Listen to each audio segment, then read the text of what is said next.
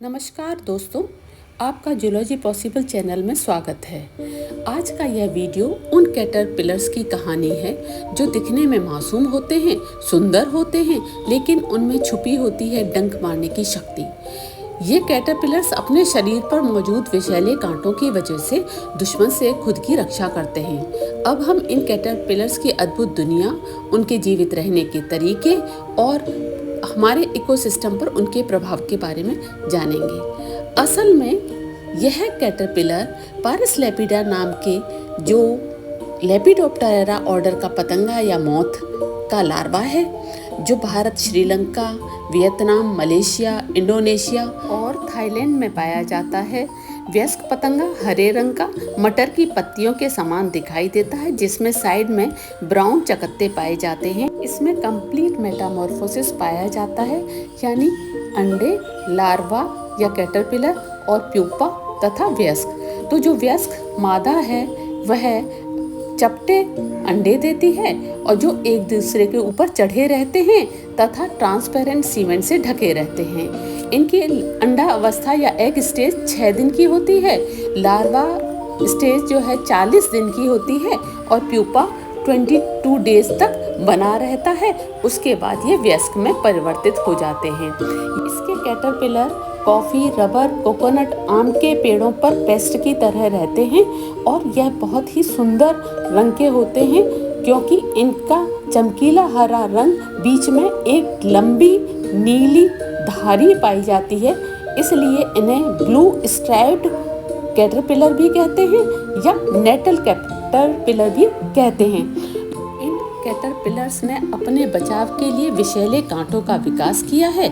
उनके शरीर पर मौजूद छोटे छोटे कांटे और बाल जो 4 रेखाओं में या रो में पाए जाते हैं, जब भी त्वचा में धंसते हैं वो विष छोड़ते हैं, जिससे जलन, सूजन या कभी कभी गंभीर प्रतिक्रिया होती है। लाखों वर्षों के विकास ने इन मासूम दिखने वाले कैटरपिलर्स को जहरीले योद्धाओं में बदल दिया है।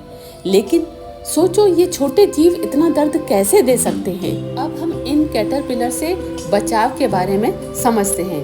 क्योंकि ये कैटरपिलर प्यूपा में बदलने के लिए पेड़ों के ऊपर पाए जा रहे हैं और 40 दिन तक रहते हैं, तो वहाँ से वो गिरने लगते हैं और जब गिरते हैं तो वो अनायास ही हमारे संपर्क में आ सकते हैं। तो हमको चाहिए कि कभी भी पार्क में या कहीं भी पेड़ों के नीचे इस मौसम में ना बैठें। और अगर आप इसके संपर्क में आ भी गए हैं और ये कांटे अगर जैसे ही आपके संपर्क में आएंगे ये टूट जाएंगे और इनके विष आपकी त्वचा में प्रवेश कर सकता है। इससे बचने के लिए सबसे पहले तो आप उसको साबुन और पानी से धोएं या टेप से इसके जो बाल हैं, जो डंक थे, उनको रिमूव करें। और इसके बाद जो एलर्जी रिएक्शन होगी तो एंटी हिस्टामिन या जो भी एंटी एलर्जिक दवाइयाँ हैं उनका उपयोग करें। और अगर आँखों के आसपास या ऐसी जगह पर हैं तो तुरंत मेडिकल हेल्प लेनी चाहिए। इतिहास के दौरान इन जीवों ने लोगों के मन में डर और आकर्षण दोनों उत्पन्न किए हैं। आज इनके विष को चिकित्सा के क्षेत्र में भी प्रयोग किया जा रहा है, जो दर्द को कम करने में मदद करता है। प्रकृति के विशाल डिजाइन में सबसे छोटे जीवों के पास भी अद्भुत शक्तियां हैं, लेकिन इनकी उपस्थिति प्रकृति के अन्य जीवों के लिए जीवनदायिनी भी है, क्योंकि यह इकोसिस्टम का एक अनिवार्य हिस्सा है और यह डंक उन्हें सुरक्षित रखते हैं। चाहिए हमें कि हम इनका बायोलॉजिकल कंट्रोल करें। बायोलॉजिकल कंट्रोल के लिए कुकू वास्प या क्राइसिस संगाइनेसिस एक वास्प होती है जो इनके ऊपर पैरासाइट है। इसके अलावा बैसिलस थूरिंजेंसिस भी इसके अगेंस्ट इफेक्टिव है। पेस्टिसाइड्स में अगर देखें तो पायरिथॉइड्स, ऑर्गेनोफॉस्फेट और कार्बामेट्स भी अच्छे से इनको कंट्रोल कर सकते हैं। धन्यवाद।